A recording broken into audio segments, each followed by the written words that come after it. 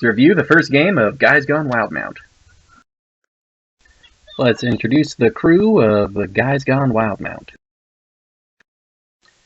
Bud the Bugbear, champion fighter.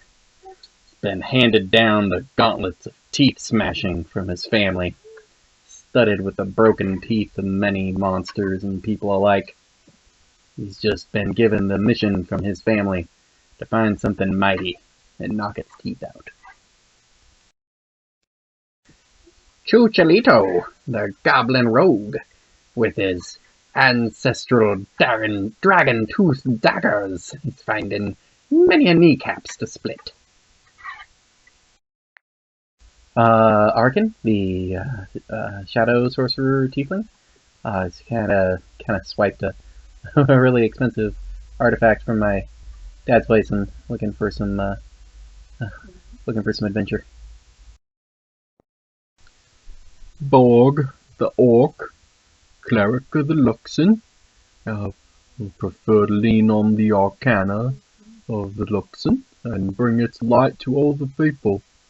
I've been gifted a beautiful artifact in a crystal bowl, but it has a curse that needs to be removed.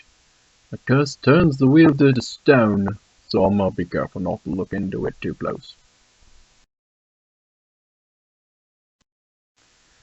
Erders, the hobgoblin, Echo Knight.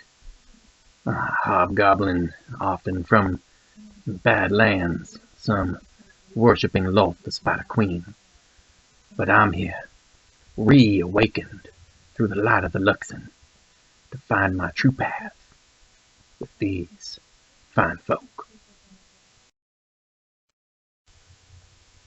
So the Guys Gone Wildemount met up in the Aurora Hold of Asarius, meeting with Lady Zethris Olios, the local magistrate in charge of the area from the Quinn dynasty.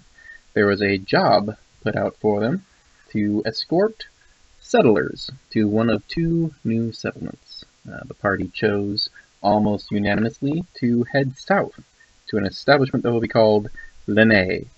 It'll be right along a major lake and river, relatively close to a forest, but also within 100 miles of a hobgoblin stronghold, one where the cultish members of the community worship Lolth, the Spider Queen, one that there was an armed incursion against no less than 20 years ago, before their problems with the Dwendalian Empire started. So the party takes their initial payment of gold, 300 gold each, and hit the town of Asarius, hoping to find something to spend their coin on.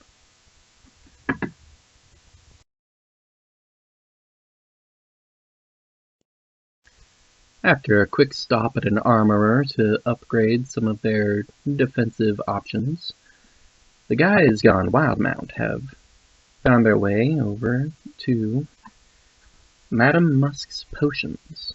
There they had an assortment of potions being sold by my little Lady Musk. Just here to provide these young boys some simple protections with my wares. With a varying degrees of awkward back and forths, the crew have arranged themselves some interesting items. The Tiefling Sorcerer has managed to upgrade their spell focus. Some healing potions have been purchased, as well as a jar of fur oil for Bud the Bugbear. Wanting to blow off some steam before a long journey, the Guys Gone Wildemount found themselves at the Four Corners, where drink and food was had, and a brawl, organized by the tavern, was established between Bud the Bugbear, the Erders, the Hobgoblin, and an unnamed wizard with some dunamancy, recognizing the Hobgoblin's Echo Knight abilities, as well as a fairly brutish ogre. The three other competitors teamed up on the ogre pretty much straight away, taking him down and out of the fight. being dragged out and healed before any mortal wounds truly set in. The wizard was next to fall, evading attacks for quite a while before finally being hit with a blow strong enough to take him down. A back and forth between Erders and Bud resulted in Bud barely squeaking out the victory.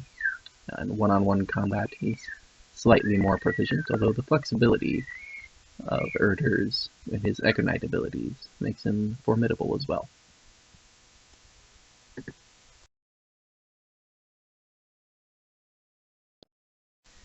Our crew has found their way to the horizon-back tortoises to the south of Asarius, being loaded up by crews with settlers and supplies.